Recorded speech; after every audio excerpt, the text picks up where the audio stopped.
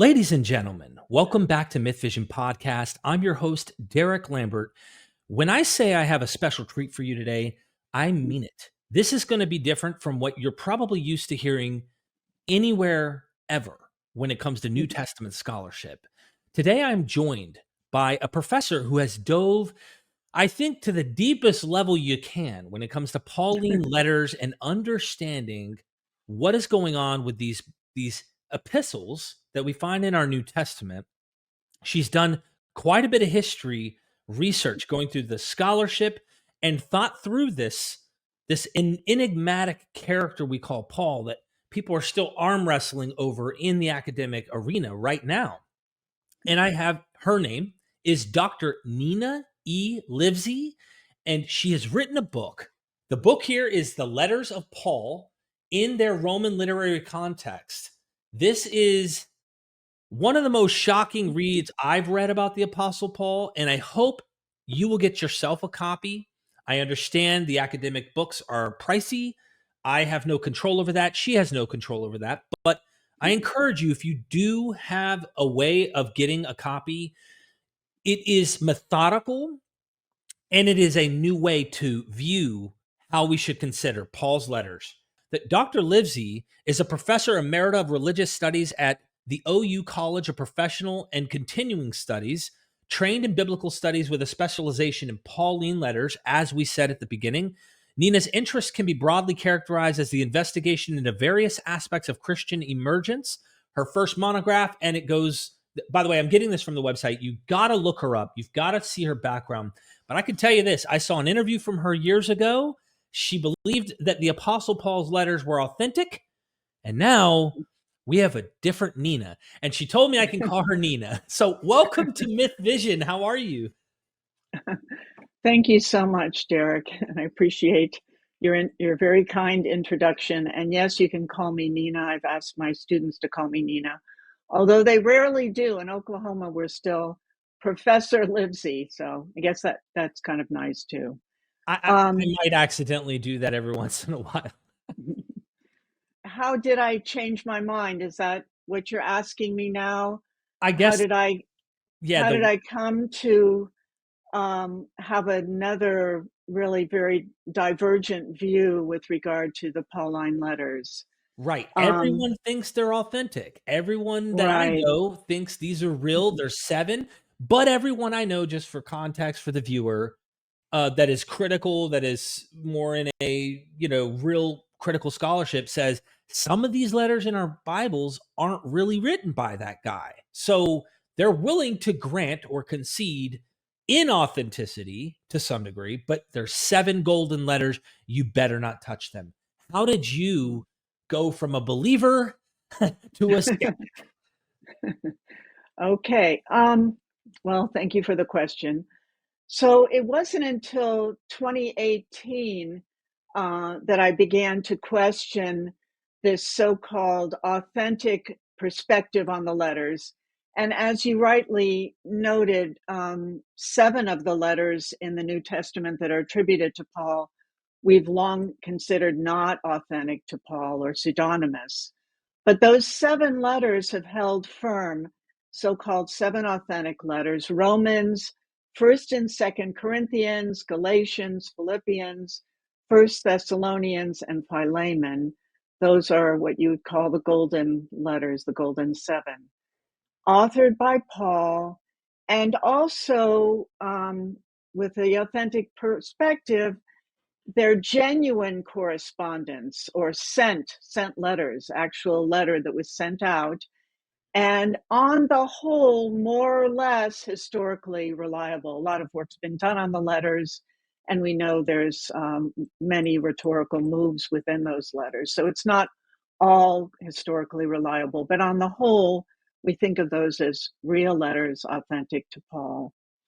So as you well noted, all of my training and even scholarship up to that point, 2018, assumed unquestionably the authentic perspective, and I had no strong reason to doubt it.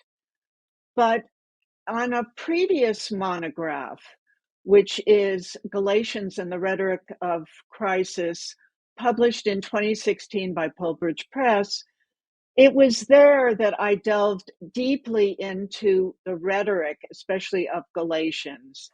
And I became acutely aware, you might say, of the depth and breadth of authorial strategies within that letter. I also learned a lot more about ancient rhetoric. I delved into it pretty deeply. And I was really amazed to learn, too, that rhetoric, ancient rhetoric, was not considered merely ornamentation that an ancient author attaches to statements to make them more emphatic or emotive or grandiose, if you will. But instead, they consisted of a compendium of techniques for various types of creation, literary creation. So whole hog creation, you might say. So rhetorical training armed authors and epistolographers, letter writers, with various tools necessary for persuasive argumentation, but also things like character and situational development. So, for instance, ancient authors deployed a well-known rhetorical figure, prosopoiea, often called speech and character, which involved the invention of a speech and affixed to a character. That character could be a fictional character or a factual character. So that's a whole invention, you might say, of a character. And that was very popular, speech and character. And we've long known about speech and character in the world of Pauline studies. I later learned that a letter, however, can also be considered a form of speech and character. And I'll just let the audience think about that. I'm not going to go into details on it. But a letter could be a form of speech and character. So ideas are percolating, you might say, with that study, this deep dive into rhetoric. And so I came to the conclusion, even then in 2016, that elements within Galatians that had long been considered, or I considered on the whole, more or less historically reliable, Mhm. especially the autobiographical statements in Galatians 1, the situation at Antioch with Peter, the showdown with Peter, you might say, or even the realia of the opponents were not necessarily so. Okay. This could also have been part of rhetorical recreations, you might say. And these were things percolating. Hmm. These episodes, as I said, could easily be authorial constructions.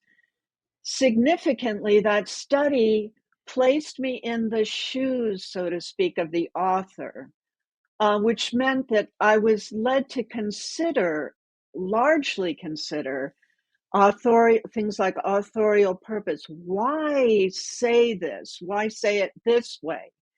And also the author's social location. What kind of an author would be saying these kinds of things? And what about his training? Wouldn't that author need to be trained in order to be able to say these things in a strategic way? Again, all these things are going through my mind. But then in 2018, I did some more work on ancient rhetoric, again with Galatians, again, largely focusing on that autobiographical passage in Galatians 1. And I gradually then started to doubt whether what we're seeing there is the Apostle Paul. The thought went through my mind, is what I will say. And then also, what about those other 6 letters? So, were the letters staged as being in the name of the Apostle Paul? Remember, I talked a little bit about a letter being a form of speech and character. So there is already that happening in the ancient world. But I didn't put all those pieces together even then before I started writing the book and doing the research for the book. But also something else happened. And I was in conversation with a classicist colleague, and she actually pulled me aside at a meeting, and she mentioned to me that it's not so easy in the realm of classics to say with confidence who the author is of a particular work. So that made me put another seed in my thinking, you might say, that perhaps, or even more than perhaps, Pauline scholars were overconfident in their determination that the Apostle Paul wrote those letters. You know, if it's really difficult, how can we be so sure? As you said, it's the gold standard. We're just absolutely sure the Apostle Paul did that. But how is it that we know that? So with all those thoughts in my mind, I thought I'd better do some research on this.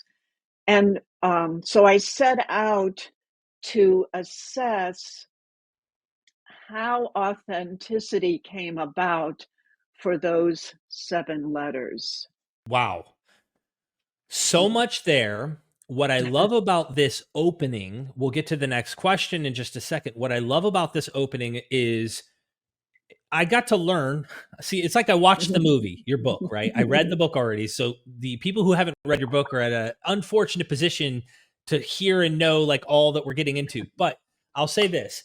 I arrogantly, okay, a while back, a couple years ago actually, kind of jabbed at this commenter who questioned Paul's letters, like the 7. I had just had Steve Mason on, and I thought, you are a crazy conspiracy person online, like da da da da da.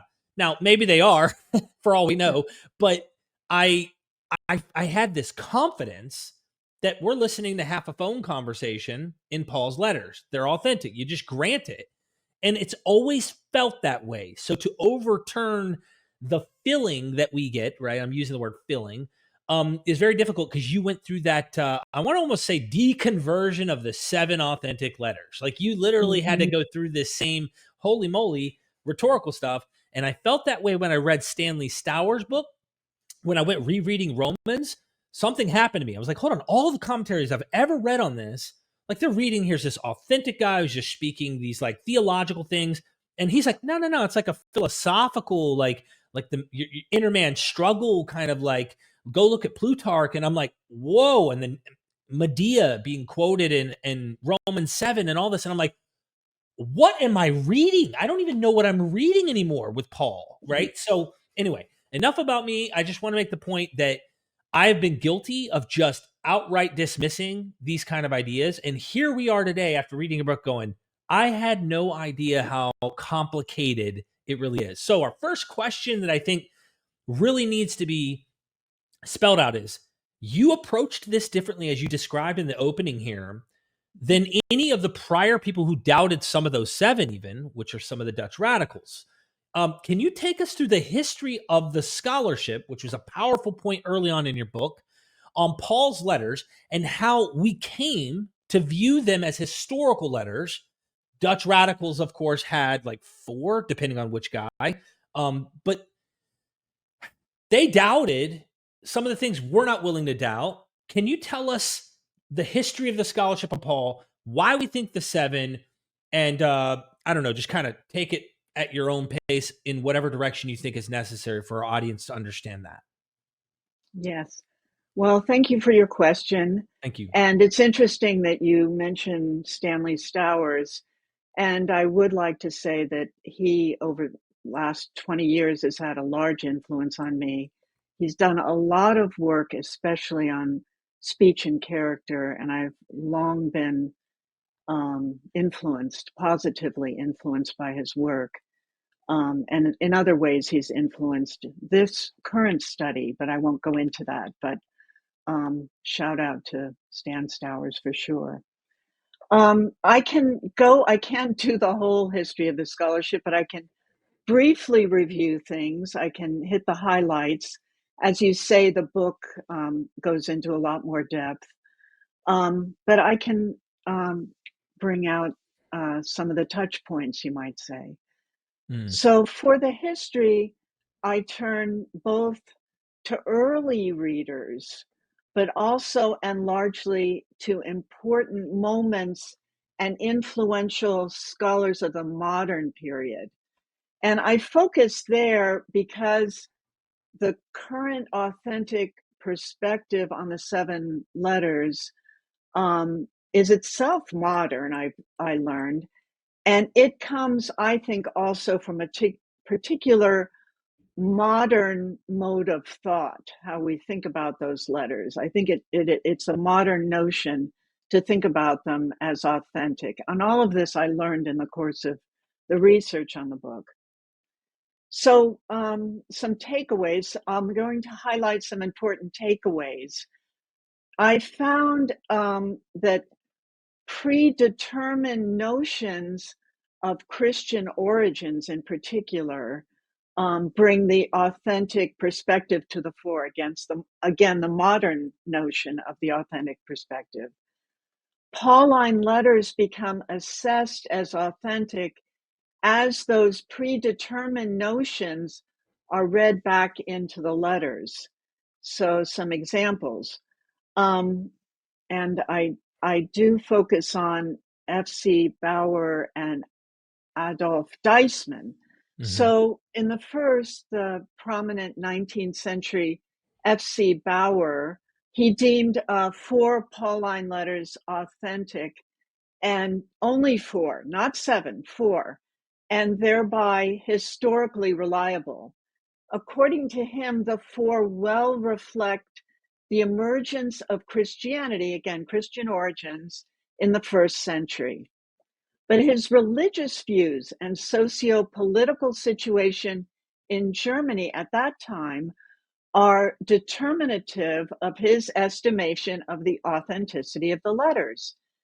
What he does is he reads strategically 1 Corinthians 1, 11 to 12, which is a debate between various figures there. You'll have to look up the passage. I don't have it in front of me. No sweat. But so it's 1 Corinthians 1, 11 to 12. And he sees that dispute or debate among 4 figures as confirming 2 different religious perspectives. One, a universalistic law-free one, you've probably heard that before, represented by Paul, no law, Paul and without the law, and his non-Jewish group, that's one faction, you might say, and then a particularist, sorry about that, No worries. law-bound version of Christianity, and that's represented by Peter and his group. So you now have some opposition, Jewish Christian opposition, although that's a little anachronistic to talk about it like that. But that passage pops for Bauer, you might say, but it confirms his own religious understanding, which is supersessionistic, okay? Christianity over Judaism, you might say. So Bauer was equally able to find evidence of that type of split from Judaism into Christianity, you might say. And for Bauer, it was like that in 2 Corinthians, Galatians, and Romans. So this is how you get those 4 chief epistles or Hofbriefe. Just for clarity for our viewers, sorry, I don't mean to interrupt. But I just Sure. want them to understand that debate, that tussle that we see between Peter and Paul in Galatians or First Corinthians. You even get a hint of it in Romans, I think, but you're saying that they're looking at that debate. Bauer's looking at this and he's going, look, it's no more law, right? It's superseded the Judaic law. Mm-hmm. And because he has this theological baggage of what he has interpreted Christianity's Pauline letters to be about, he then approaches them and goes, okay, if I could find this in these letters, it's authentic, kind of circular there. Right. So you pull the rug out from that. We got a problem. Now we got to try and figure out what is happening in these texts. But okay, sorry, please continue. I just want the Yeah, viewer. that's exactly right. It is circular. He reads his contemporary theology and the social political context, which I'm not going into now, but it is in the book. He reads that into the letters. So what you could say then, in analyzing what he's doing, is he's historicizing his theology. He's making that theology real, you might say. That's really how it was. But it's influenced by his own contemporary theology, so it's already very anachronistic, right? It's a modern perspective that he's reading back in to the first century. So there's Bauer, and Bauer grounds a lot of the authentic perspective, because with him you have those 4 chief epistles. I'm getting a little bit ahead of myself, but those 4, you get the 7 built from the 4. Got So it. you need those 4 chief epistles. And if you look at Pauline scholarship, they are the ones that garner most of the scholarship, those chief epistles. They're still known as, whether we acknowledge it or not, as chief epistles, even though we don't call them chief epistles so much anymore. But they are the primary, I guess you might say, a lot of the theology is in those 4 letters, or can be gleaned from those 4 letters. So what happens after Bauer? I can continue a little bit with this history. Chronologically speaking, okay, so we were at the mid-1800s, but at the end of the 1800s, there are these folks, as you've mentioned, Derek, these Dutch radical thinkers, and they do play a role. I can mention some of them. Bruno Bauer, he's one of the lead Dutch radicals. Abraham Lohman, Rudolf Steck, and Wilhelm von Manen. They go further than Bauer, you might say. They do not hold to the chief epistles, those 4 authentic letters. They deny authenticity to the whole lot of the letters, all of them, all 13 or all 14, depending on whether or not you want to count Hebrews. They're all pseudepigrapha for the Dutch radicals. And their thoughts did play a role as kind of background in my own thinking. I read them and then came to my own views about what's going on, but their views were, I think, still valid, even at the end of my research. Wow. So what they say, and you'll see this repeated quite a bit in that scholarship, that the letters provide evidence of an advanced level of theological reflection on the part of Paul.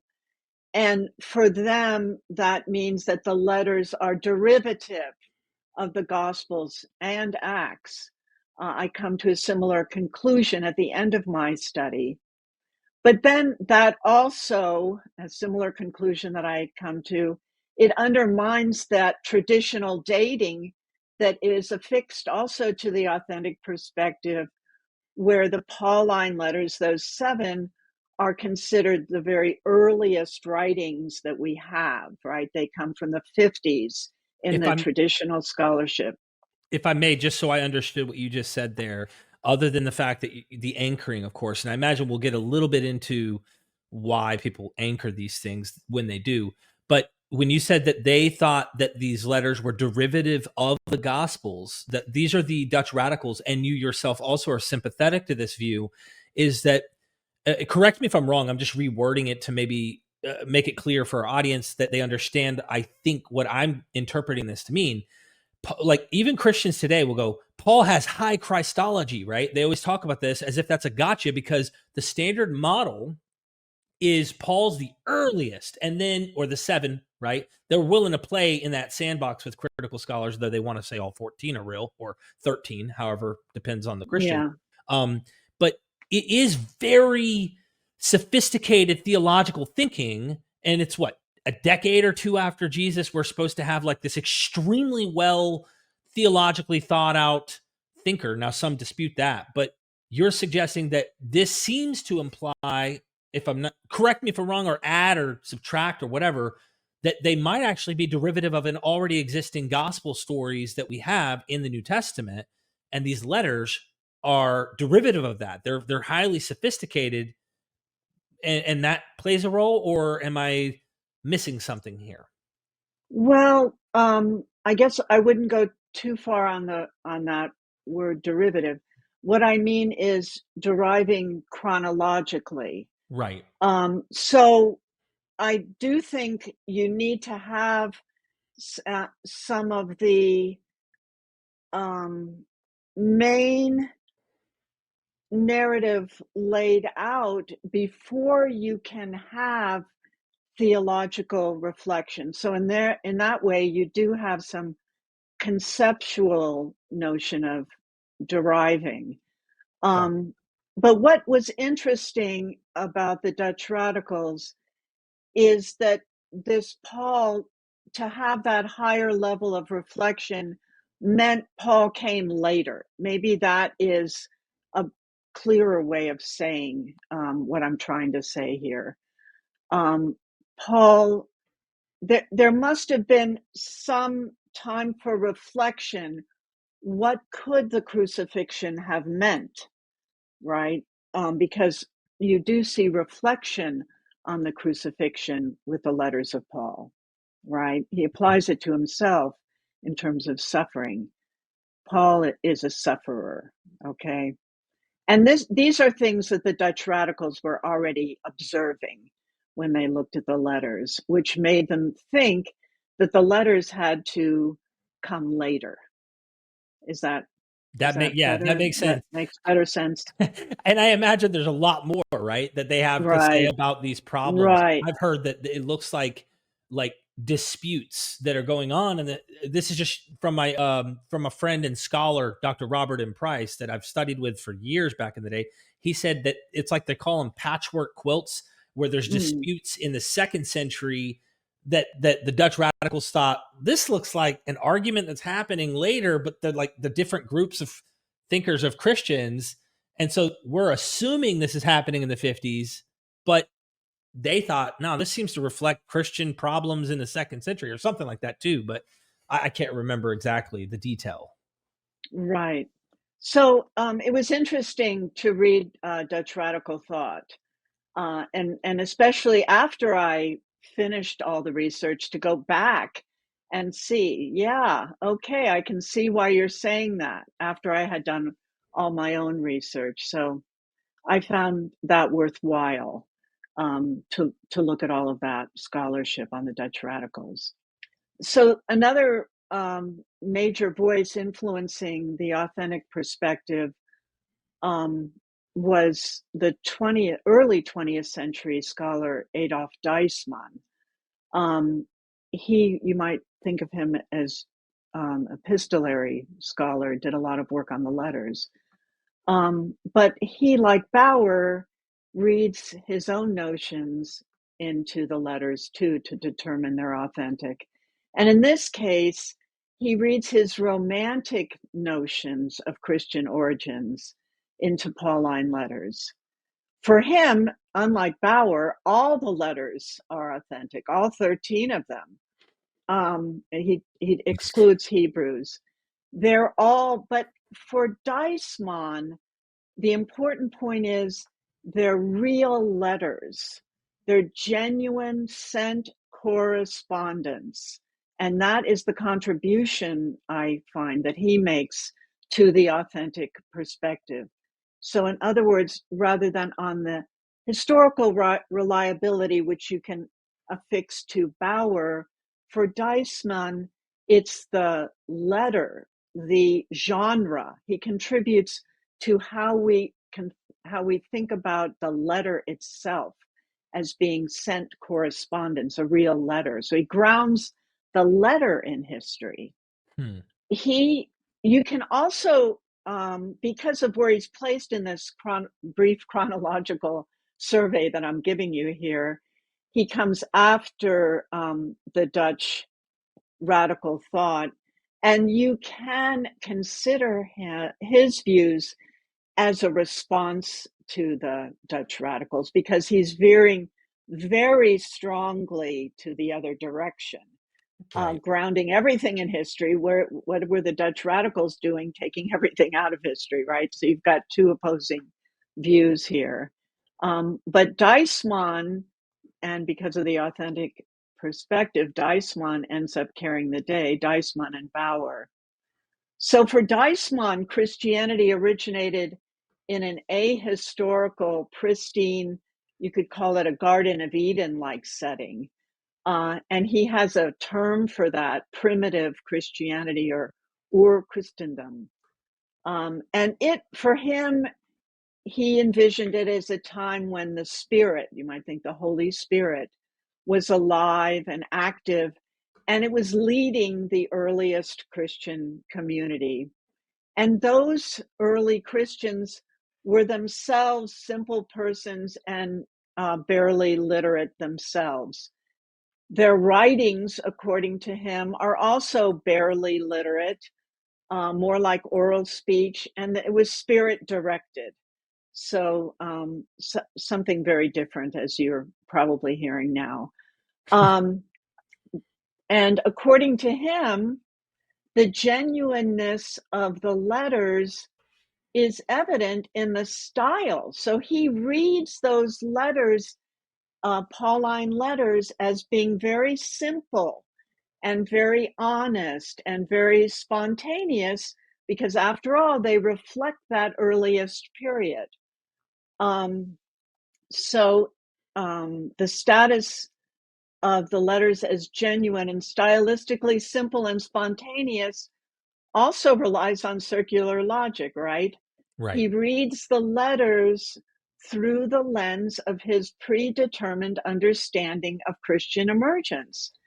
And for him, it's partly his theology, because that's got to be, his theology was this simple, pure period, as I said, Garden of Eden type beginnings to Christianity. And he's reading that, as I said, back into the letters. And what happens then is, even as the scholarship says, no, no, no, those letters aren't simple, your methodology is not correct, you can't say it like this. And that came swift and forcefully against Deismann after he published his big work. But even with all of that, the notion that those letters are real letters, sent correspondence, that took hold and continues, even though, as I say in the book, the bases of all of his reasoning was undermined in the scholarship. Hmm. So, to conclude this brief history, I came to the understanding that the conceptual basis of authenticity is rooted on the one hand with Bauer in Christian triumphalist theology, and on the other hand with Deismann in Romanticism. Wow. Okay, that is a powerful lens that I think anyone who's looking at Paul's letters needs to know. It's like saying, "Hey, I have a product." I'm using analogy. I have a product here that is supposed to help you cure this thing. And it's fantastic. And then you find out studies 20 years ago, it gave cancer to some patients and it had this and that. Like, you kind of need to know the fine print and the history behind something that you're accepting today. And you have no clue where they were or potential, pitfalls that can be today. So in my mind, Mhm. the question I have just before we exit that question to the next one is it your observation after researching Deisman and others? Really, I have a two-pronged question, Mhm. and that is, do you think, even though scholars immediately want to criticize his kind of spirit-filled observation, his romantic view of the origins, that it's divinely, it's got all the inspiration of like real divinity involved in making this happen, which for me, I like to level the playing field and go, okay, how did the cult of Attis, how did the cult of Apollonius, how did the cult of Jesus, how did the, that's how I work. But like, do you think that people today in Pauline scholarship are just taking for granted what was built by Bauer and Deisman here, just trying to kind of eliminate that romantic view of, well, this is the Garden of Eden origin of Christianity, which we kind of get in the New Testament, even. It kind of reflects these ideas. And then with that, you go into Deisman a little more in your book, well, way more in your book. But is it Deisman that did all the heavy lifting? And I'm using scare quotes here of trying to compare the Pauline letters with like all of these other letters that really did not help the case of him trying to say, oh, we found them and they look so similar to these other letters, but they're not actually like epistles a lot of times that he would compare them to. Is it Deisman, or who was the scholar that did that, but it really actually worked against that? Right. You know what I'm talking about? Yes. It's a good question. I'll try to answer it in two ways. Do I think people are thinking about Bauer and Deisman when they're assuming this authentic perspective on seven letters? I would say I doubt that. I think the field has simply assumed and moved on that the seven letters are authentic. And so, with that little brief history, I'm kind of muddying the waters. This is the authentic perspective. And in this little patch of muddying, you might say, I'm giving you um, what it's based on conceptually. So there's other muddying that I do as well. So that answers one part. Yes. So I don't think people are consciously thinking about Bauer and Deisman. I think they've moved on because they've accepted, right, these seven letters as being authentic. They're not questioning them at all. As I said, I'm asking it to be rethought. I'm asking that the seven letters, authentic letters, be rethought. And then your other question, does Deisman do the heavy lifting of comparing letters to real letters? He does some of that to make his point that Pauline letters are indeed simple, ordinary letters. Um, he actually does quite a bit of that work, um, but some of it is not very convincing. The primary work, however, was done after Deisman, where scholars thought, it's important to start looking at letters and start looking at um, epistles themselves. Deisman gets that ball rolling, and other scholars after Deisman do more work, and it's more sophisticated, I think, theoretically sophisticated. Those that follow Deisman, there's other people that do that work, and perhaps I'll get into that with some of your other questions. Sure. Yeah, because that's a that's an important revelation, if you will. Mm-hmm. My next question is, when I read Acts, I see companionship between Peter and Paul to some degree. If Paul and Peter have a pissing contest in Galatians, do you see this as a way these letters make Paul superior to Peter? If I may, just to kind of context for viewers, I have heard it said from Bart Ehrman and everybody, right? The original earlier is, here's Paul having a pissing contest with Peter, and they're not friends. They're clearly not happy with each other. And Paul's angry. You could tell he's not a fan of Peter and what Peter did to the Gentiles and Galatia. Okay. Well, Acts paints a different picture, according to him. And he would say that what Acts is doing later, notice the chronology change from what you're suggesting, later, they're patching up this rift that's in the early church, which Paul has. You're saying, let's turn the camera upside down. So help us with what you see going on in Acts and how we can reevaluate with a different lens if the letters come after. Okay. I'll try That's a to do lot. I'll try to do my best. Well, when you look at Acts, you can see, just giving a big overview here, you can see that Peter is more or less the main character at the beginning of Acts, right? And Paul then becomes a leading character in the second half of Acts. And they do seem to have slightly different theologies, you might say, between Peter and Paul. What I do see, but where I focus really more is on the letters. And in Galatians 2, you can certainly see that Paul is subordinating Peter. He publicly rebukes him in front of people there in Galatians 2. So I can see where you would say that, and I don't disagree with you. I don't spend a lot of time in the book going through that. Mm-hmm. But I'll take this in a slightly different direction. Based on modern epistolary theory, I indicate in the book that, so I see a connection then with epistolary scholarship. Epistolographers of pseudonymous letter collections take a known figure into portrayals different from how they're otherwise known.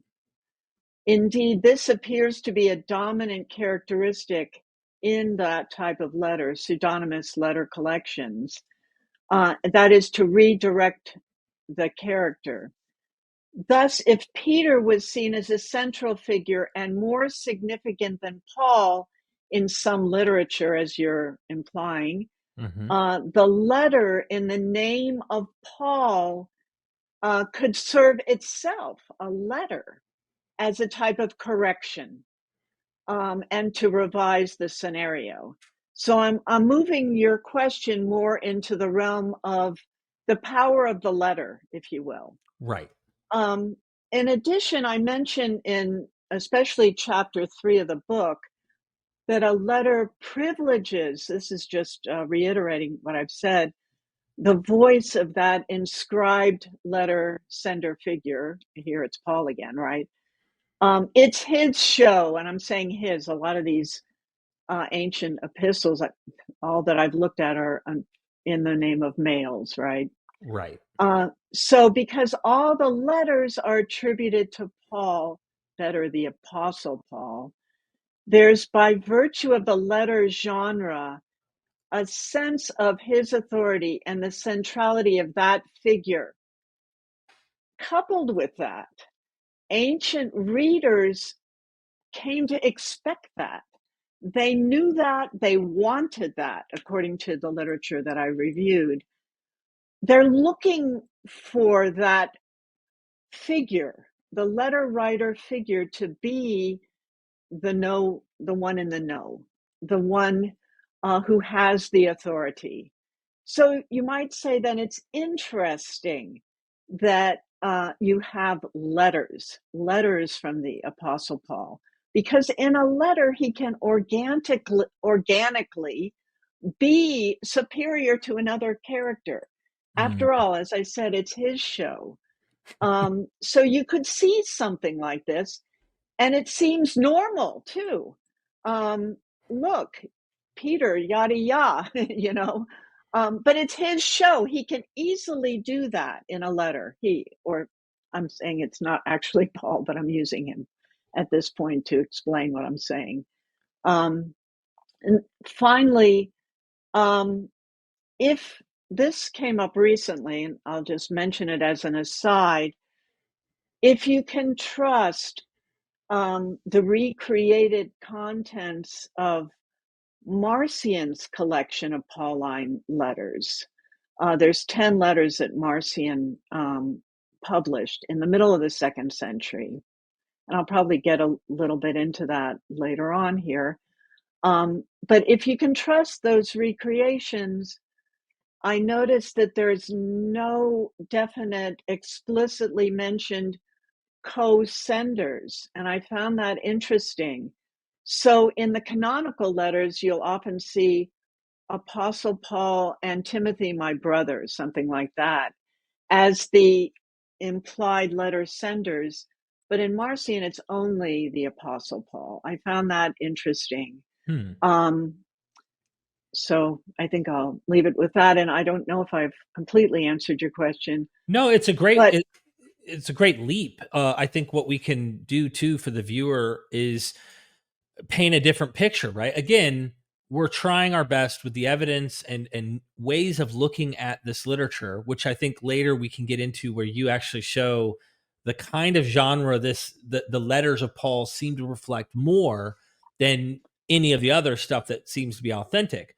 Um, and there's like this cumulative case people have to try and consider and rethink through, because a lot of the scholarship we're reading, all they are is kind of hypothetical, tools to try and assess this stuff, and a lot of it is circular, like you said.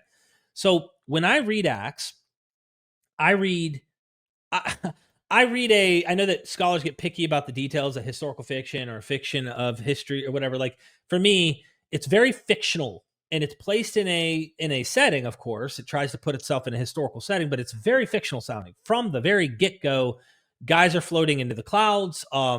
There's just really fantastic material all throughout, and I know that a lot of people who are more more fundamentalist, they take offense to that and act like, well, that's your anti-supernatural bias. I would do it for Apollonius. I would do it for Asclepius. I would do it for anybody else. I'm just saying I see it here. It's doing the same kinds of things. You see it with the Hebrew Bible. Okay. Your book highlighted a scholar that I've read a while ago and even interviewed, Michael Koshinosh's work.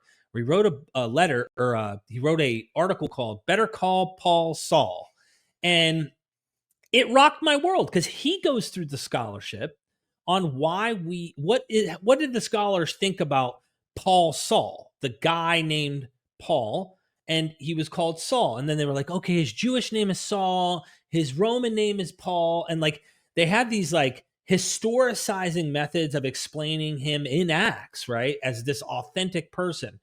And then Kashinosh just took his hot knife off the stove, grabbed the butter, and just right through it and said, ladies and gentlemen, Saul, Saul, why do you persecute me? From the Septuagint is practically a verbatim quote, a mimetic connection to when King David, Jesus is a son of King David, he is inheriting, he's a seed of David. Here he is crying to another Saul, right? Just fulfilling scripture. And he's saying, why are you persecuting me? And then he adds a little interesting layer to that about the Bacchae that I love as well, with the bright light and all that, with Pentheus and the tree and you name it. That we won't get caught up in that, but it's a fantastic article. Blew my mind, and it made me go, I can't read Acts the same way anymore. Then your book echoes that and says, here's this really popular name, this guy named Paul, from a very powerful story in Acts, and that guy is now an authority in this movement, and they're writing letters using that authority's name from a story. And I'm like, what just happened to my brain? Sorry I rambled there. I'm just trying to give a little more detail for viewers to understand, like, kind of what happened while I was reading your book. right. Well, I'm glad you mentioned that. And that transformation from Saul or Saulos to Paulos or Paul is very central to that book, to my book. And I do know the article that you're referring to. Acts plays with names, strategically plays with names. So yeah, it was a very good point that you've made, Derek. Thank you so much. I'm just trying to compliment because this is truly a fun, amazing book. Anyway, number 3 is Thank you. what I mean, this ties into Acts actually, one example at least in Acts, and then you get the in the letters of Paul. What makes scholarship think the 7 are authentic, and how do they anchor them? That's the key, right? Because we already know we kind of touched on why they think they're authentic and like, but they're even today when they get rid of the romanticism and they don't accept the whole idea of like, I must have this spiritual explanation to make sense of the origins. What do they anchor them to? What makes them say these 7 are historical and they're in the mid 50s or 40s of the first century? And why is this a problem? Okay. Well, thank you for this question. So I looked into that, and not exactly the way you've framed it up, but very closely. Um, Post Bauer, late 19th and early 20th century continental scholars, largely from Germany, but also from France, they started also re-investigating this question of authenticity. And they start with this Hauptbriefe, or the chief epistles of Bauer. That's their starting point, which I've mentioned. Romans, 1st and 2nd Corinthians, and Galatians. They just assume that those are authentic. They buy into that. Okay, these scholars, these later than Bauer scholars, and what they do is they gradually add 3 more letters, which they believe corroborate, you might say, the theology, or the views, maybe better to say the views, but also the theology that they find, and style that they find within those 4 letters. So that's how you get those additional 3 to bring it up to 7. The criteria, however, that they use was not very rigorous at all, and it would not come up to modern standards of analysis or investigation at all. Some of it is one of the scholars wanted to include Philippians because it had his favorite expression in there, so it certainly had to be a genuine Pauline letter. So this is the way in which more letters are grounded, you might say, into history through an analysis of some more letters of Paul. And I'm going over this very briefly. Of course. I go into more detail within the book. So Get the what I've book, just ladies and said is, gentlemen. yeah, thank you so much. I found this quote, and I'm going to go ahead and read it. It was influential to me, and I think it'll give you an idea of what those scholars had in the back of their mind. They needed, in a way, to find more letters. And this is interestingly articulated by this British professor of divinity at Durham University, um, who writes, every student of apologetic theology in England is aware how much stress has recently laid upon what is called the argument from the Pauline epistles for the historical basis of the life of Jesus. This argument has been confined for the most part to those 4 epistles, the chief epistles, which are regarded as practically undisputed. But the course of modern criticism increasingly justifies us in adding to the number at least 3 others: First Thessalonians, Philippians, and Philemon. And even at the time, the scholar is already waffling a little bit to include Colossians in there as well. So that gives you an idea. There was, you might say,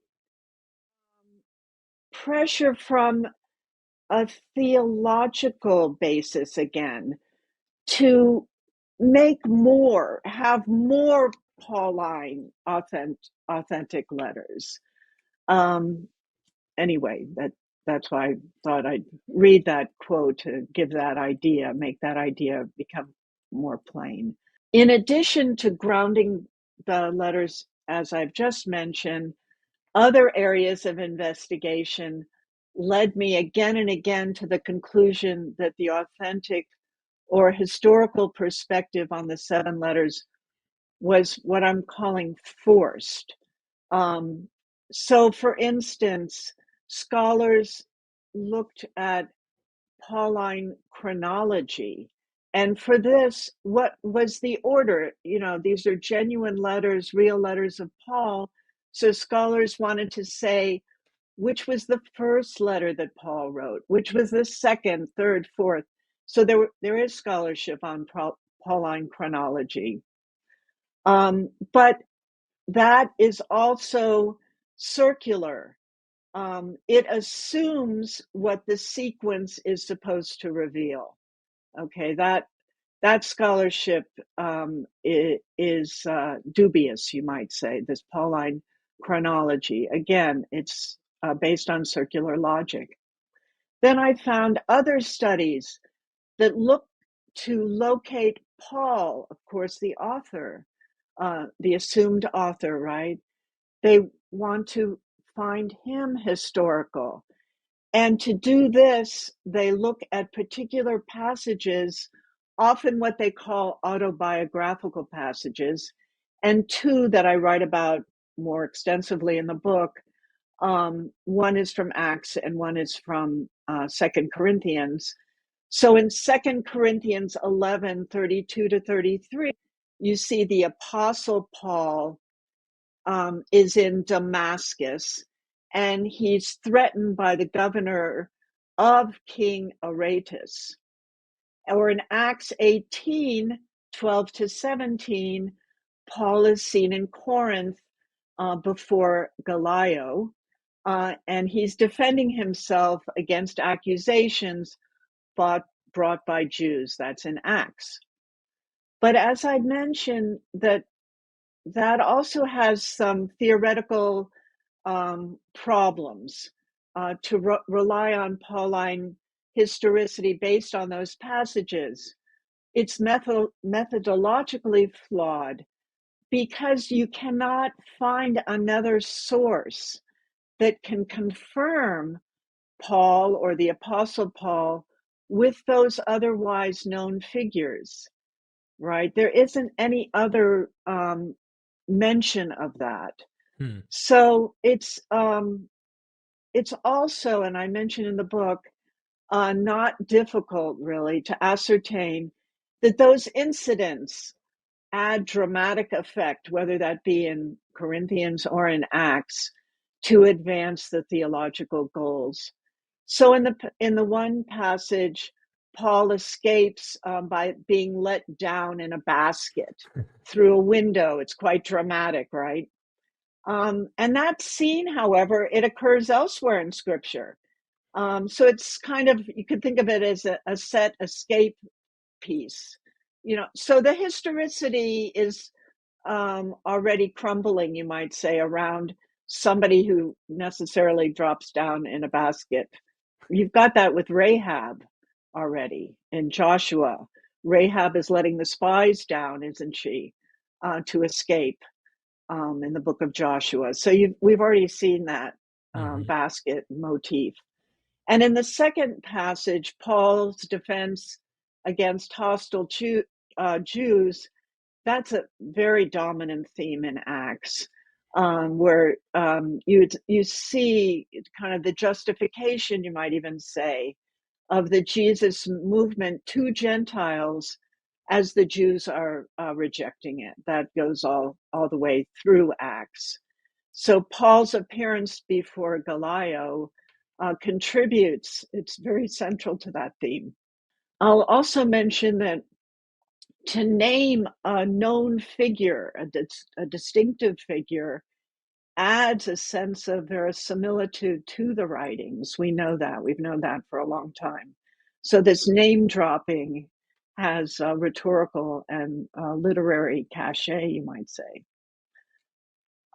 Modern epistolary scholarship likewise contributes to the historicizing agenda of the seven letters. Pauline letters, and now I'm getting to those people who come after Deismann, pick up from Deismann and carry his ideas forward. Again, epistolary scholarship. So Pauline letters are said to be genuine, sent correspondence, even as the evidence for that view says otherwise. The Pauline letters variously don't conform by their form, their structure, their length, or their content to those to other letters that you would think of are genuine letters in history, like a son writing to his parent. Those are very simple letters, and the Pauline letters are theological, more complex. Even their very structure is different. So, in the face of these multiple instances of disconformity, again, within this epistolary zone, you might say, I found it interesting. The scholars were dismissive, even though their findings did not yield what they set out to perform, but they went ahead and they still say the letters are genuine, and they rationalize it now and say that Paul's pressing mission, he's on a mission to convert the Gentiles, that caused him to change the letter form. I didn't find that very convincing. So this type of evaluation also makes Pauline letters a category to themselves, which is also not very convincing, that you'd have a unique type of ancient letter. So this is great. In your book, I get to this spot where you talk about Acts, and you point out how Acts doesn't get chronology right. Of course, Steve Mason's work with the idea of showing Josephus's, if there's historicity influencing from a well-known historian, looks like Acts is lifting, which now you got to at least date Acts after 94, whenever he wrote that writing. And then what's interesting is the chronology and the mistakes that Acts makes historically. So the question I have, right, because I just encourage people to read the book. I love those moments where you're like, oh, yep, these are just errors, mistakes that take place. And I find it interesting to watch apologetic videos. Some of the people that did a video response to you, right, they'll spend like 2 hours trying to defend like these little things that like Pervo already wrote about, and it's like critical scholarship is like moved forward and went, okay, what are we trying to defend here? Why are we trying to protect this? It's pretty obvious. So in my question is the relationship of Paul's letters to Acts, and just this in light of what you just answered about anchoring it. Scholars point out, some will go, Acts doesn't know, like even Bart Ehrman, right? Which, by the way, he does this a lot. He just super dismissive of connections, unless like he found a letter that said, I am connecting this. It's like very hard to convince someone like him. For me, I'm not as like resistant to these things. Would you say that the geographical movement of Paul within Acts inspires or influences the letter locations of the letters of Paul, and where the travel of this character we want to call Paul in the letters goes? So it's using Acts, or these letters are using Acts as inspiration for saying, okay, here he is at Philippi, or here he is headed to Corinth, or here he is, blah, blah, blah. Philippians talks about him wanting to go to Rome. Like, they're looking back to Acts and the geographic movement of this character in this story of Acts. Is that inspiring the letters in your view of where he's going? Because a lot of scholars try to go, okay, look in the letter. He's writing to Rome. He never went there. Okay. And they work backwards to try and go, now, how does this influence Acts? You see what I mean?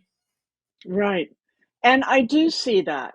I do see that you might say ideas for the community destinations do come from Acts, because there are parallels for sure.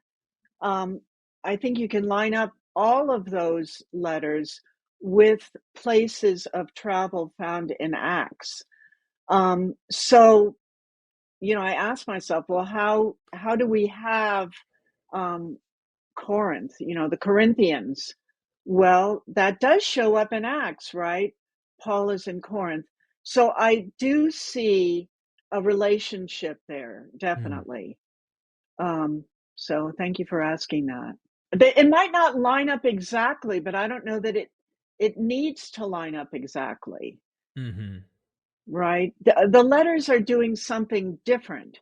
We have a different Apostle Paul, and I think that's the purpose of the letters, is to recharacterize Paul and make him actually into, or more into, an authoritative figure as squarely as an apostle, and take him into new directions, but influenced by that character that we find in Acts, going back to the Saul Paul motif that you mentioned.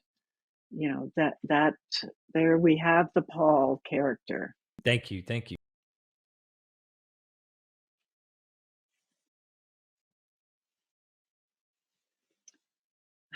Thank you for the question. It's perhaps a harder question. Um, I go about this in two ways.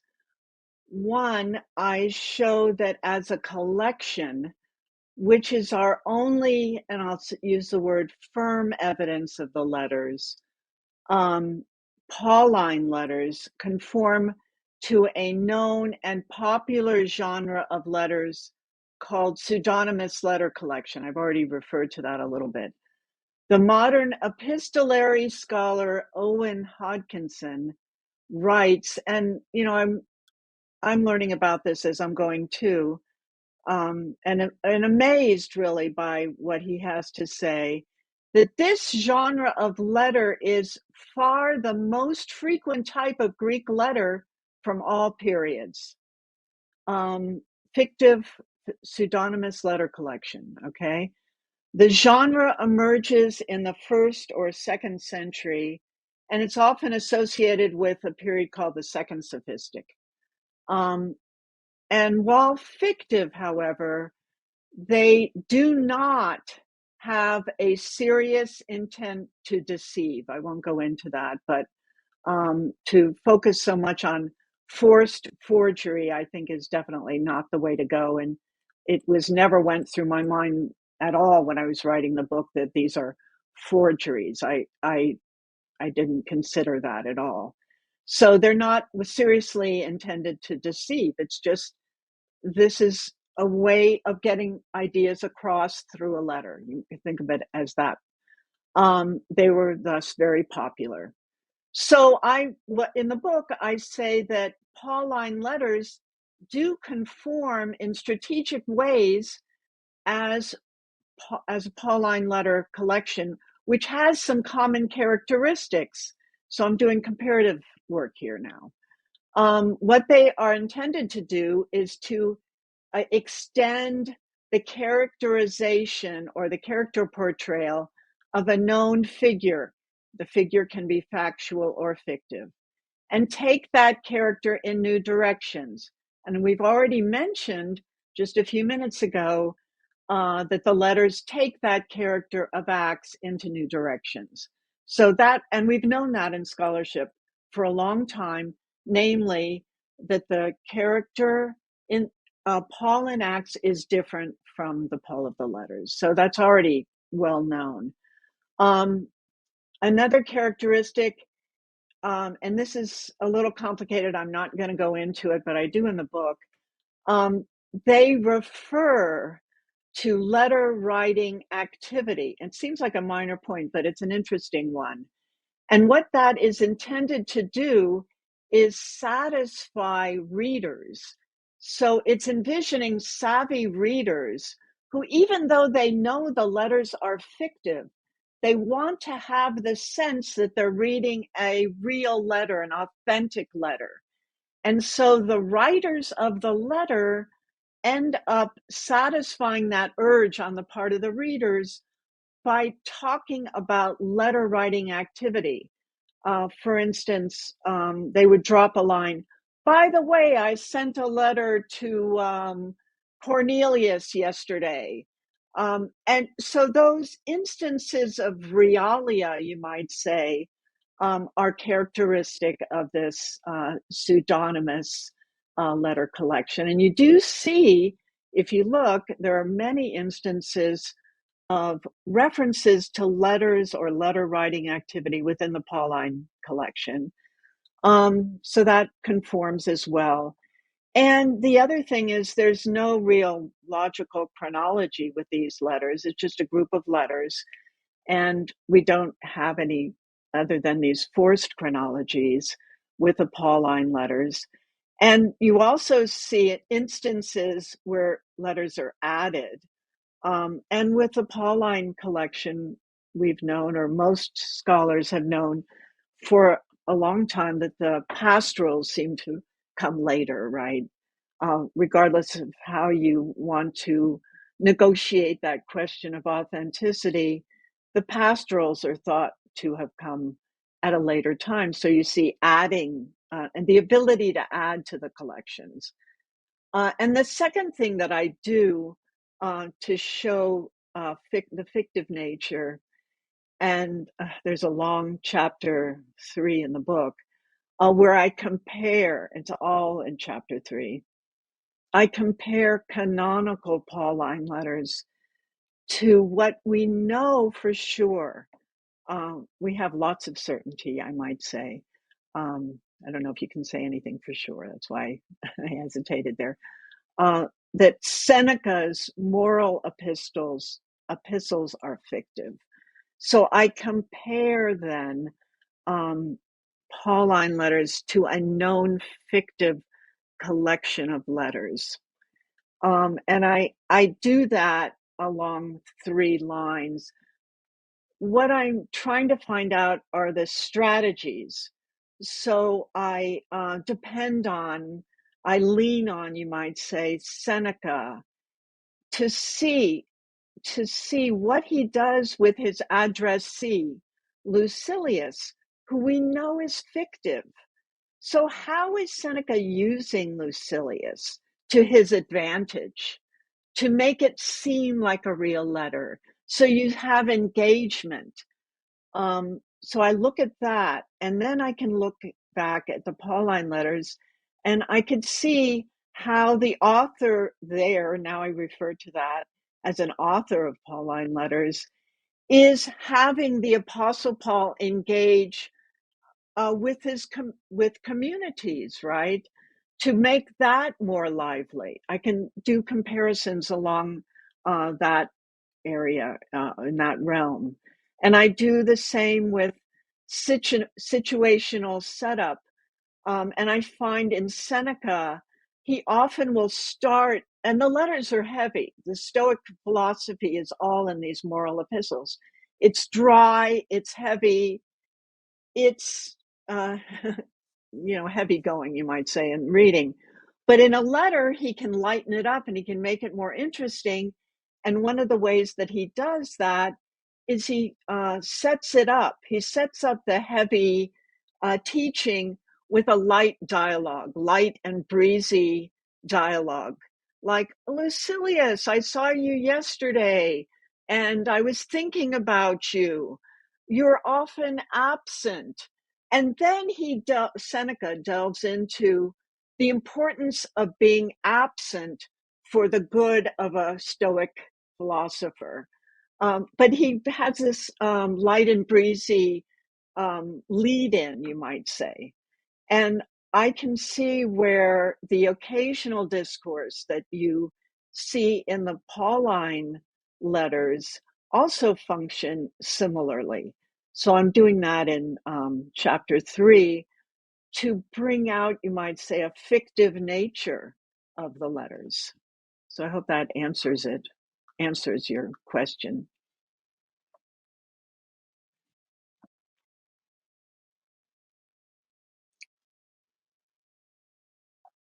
Mhm.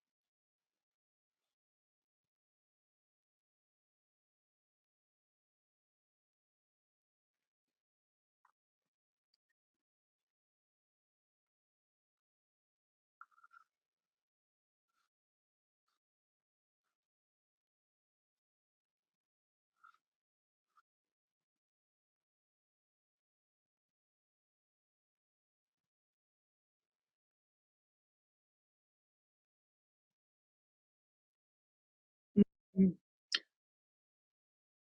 Well, I focus on Seneca because we know there are fictive letters, and Seneca is a known very good writer. So we can see strategies in Seneca that we may not see so strongly in other letter writers. Seneca, you might say, is an expert, expert letter writer. So, what does an expert letter writer do with letters? That was my question going in. Um, I don't know that the writers of the Pauline letters um, were at the level of Seneca. But there's still, you could still see that they are employing some of the same strategies, and maybe more unconsciously, one could say, than Seneca. I think Seneca is consciously exploiting the genre. He knows the power of the literature to create certain effects. Perhaps less so with the Pauline epistographers, but they were still trained writers, I would say, for sure. You can't just do this without training.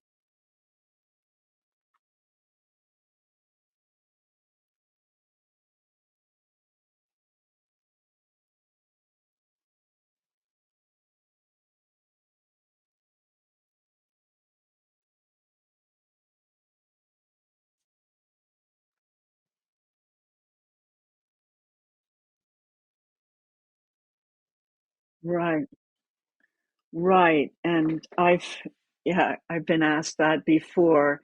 It's a great question.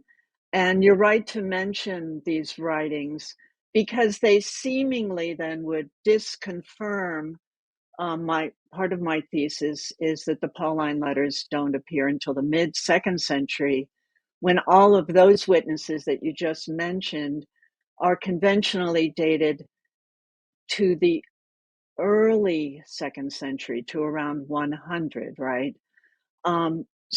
And they have provide evidence of Pauline letters, and in some cases, they provide evidence what we think of as a collection of Pauline letters. In fact, I think it's all from a collection. All the evidence is from a collection because we don't have evidence of letters in unities. There's no manuscripts of just Romans or just Philippians. Whatever evidence we have and from whenever time is collected letters.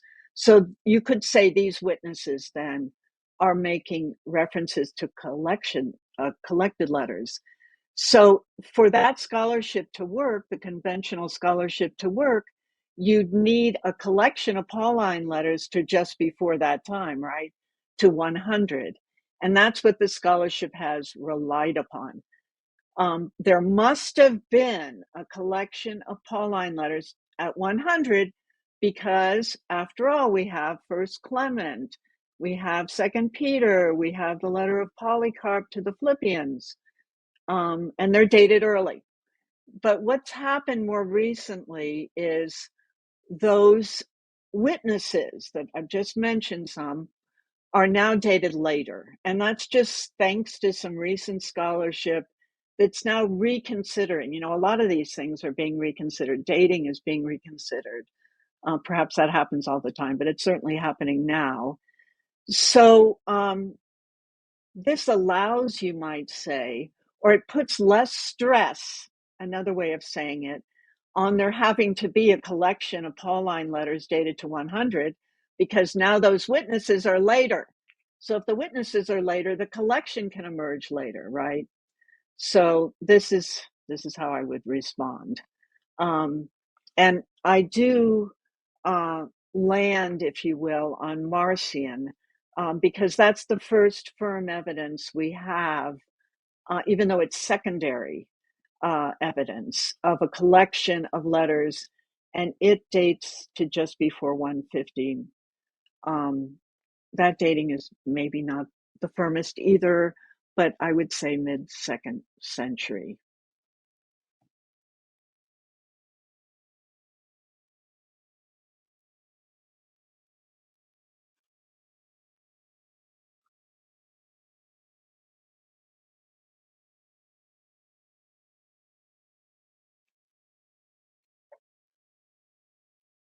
Mhm.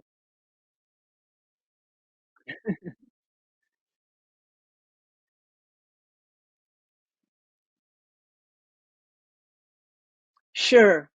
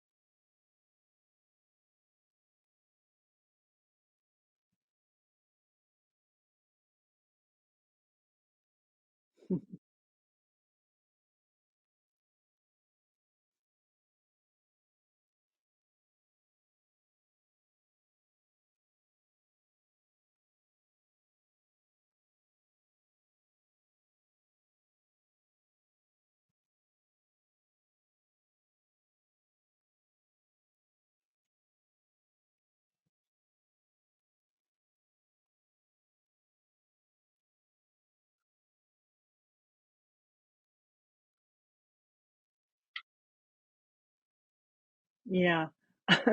It's a great question. As you said, a big question. And I have kind of a short answer for you, because I think this is something that needs to be rethought. It's likely another book, another couple of books.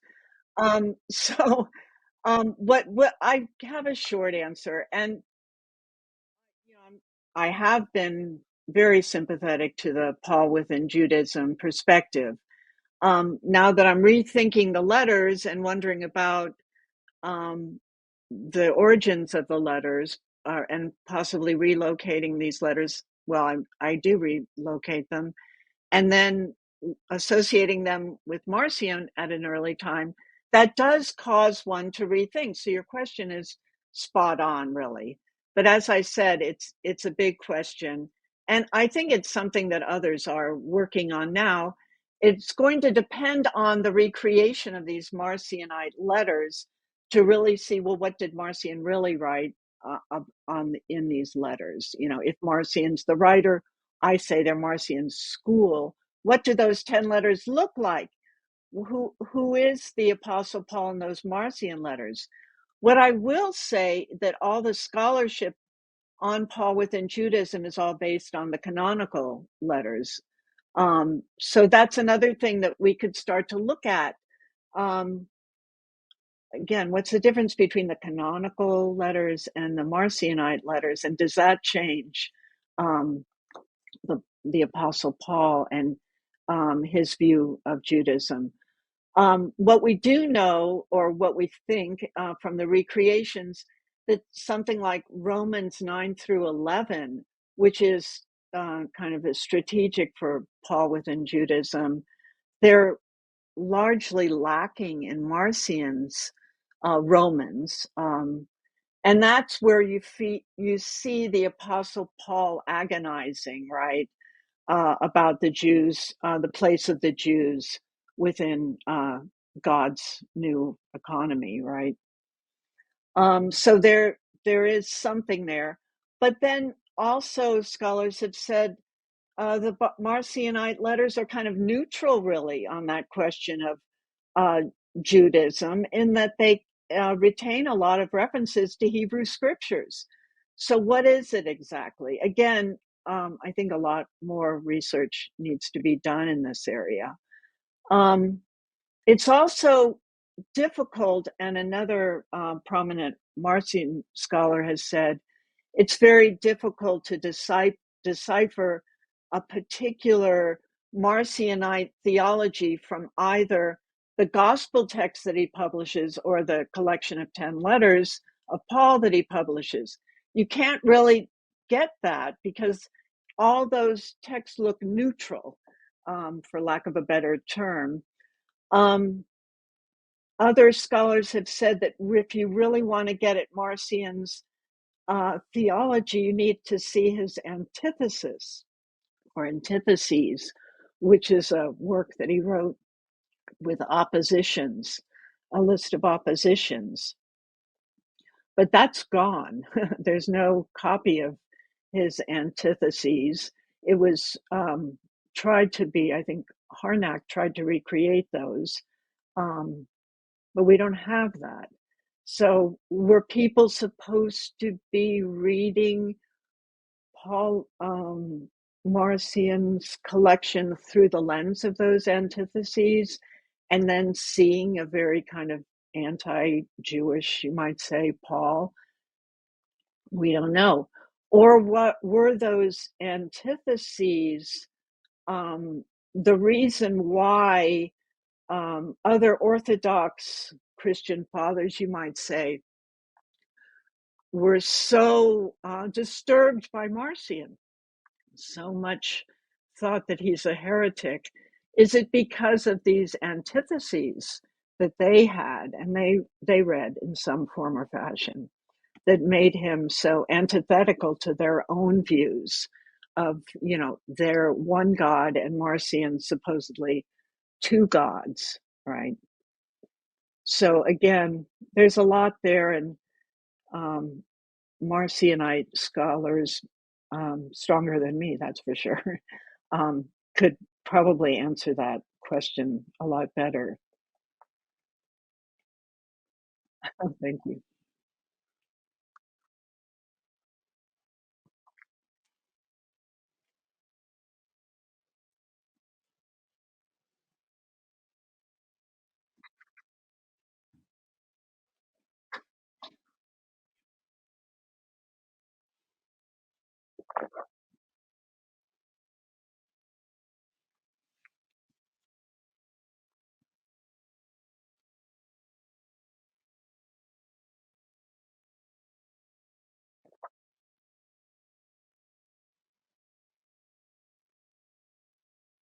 Look at other fictional letters. We find examples, as you pointed out, Seneca. This is a real person, right? Yeah. But in Seneca, you point.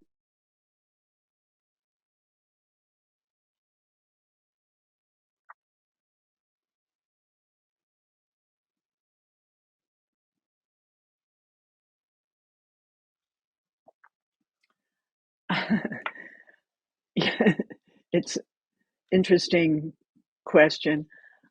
Going back to your previous point, um, I theologies are always different and change. So it doesn't invalidate the fact that one is looking at canonical letters, doesn't really invalidate certain theologies. I kind of want to push back a little bit on that. And then it's just, we could say there is more malleability there's less fixity with our texts. Um, I think that's really more the point. Um, the absolutism doesn't really hold so well. And I think that's what you're trying to point out. But it doesn't invalidate it. It's just what are your assumptions? Um, it's good to know that there were other texts out there that might say something different.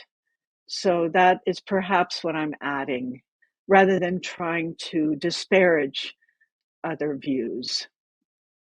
Okay. So who else is fictional? Well, there are some fictional characters within ancient novels. And those fictional characters, you've asked me what fictional persons wrote fictive letters. So the novels, ancient novels, do provide evidence, and those are embedded letters. To be a little more technical, it's not a standalone letter. It's a letter within another document, within a novel. So Cherryton's, the characters there, write letters to each other. And then there's also a Greek novel, Achilles Tatius. There are letters in that novel as well.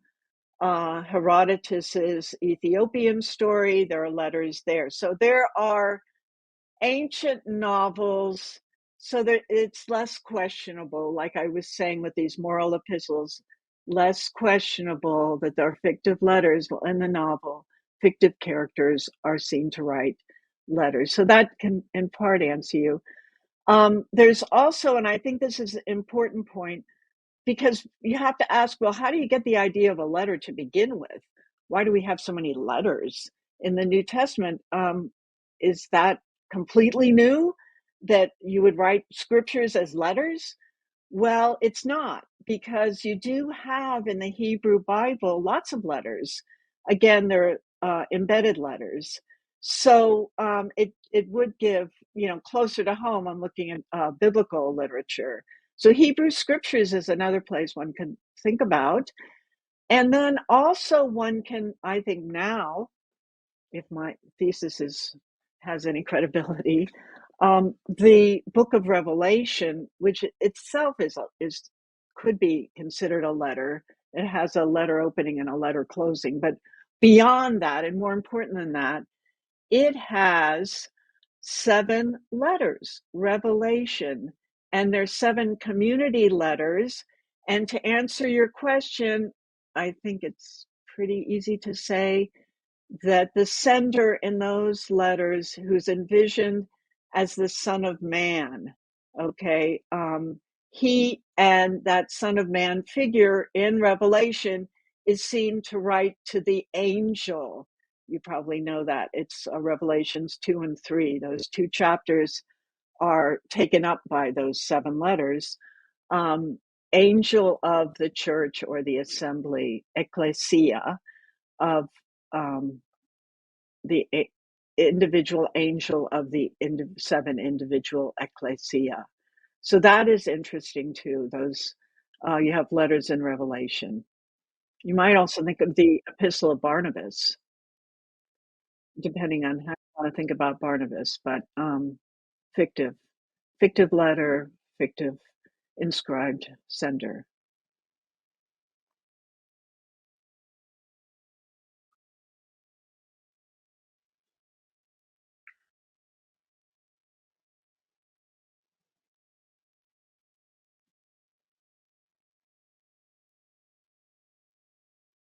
Right.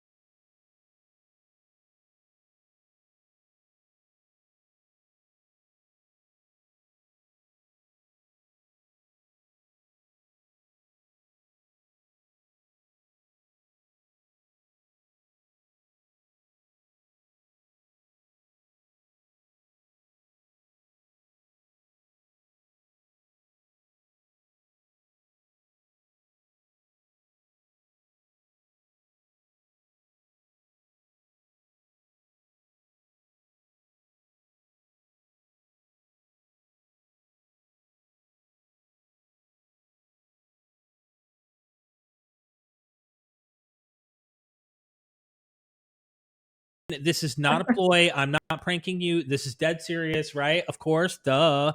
Get the book. Okay. What do you think it will take to get others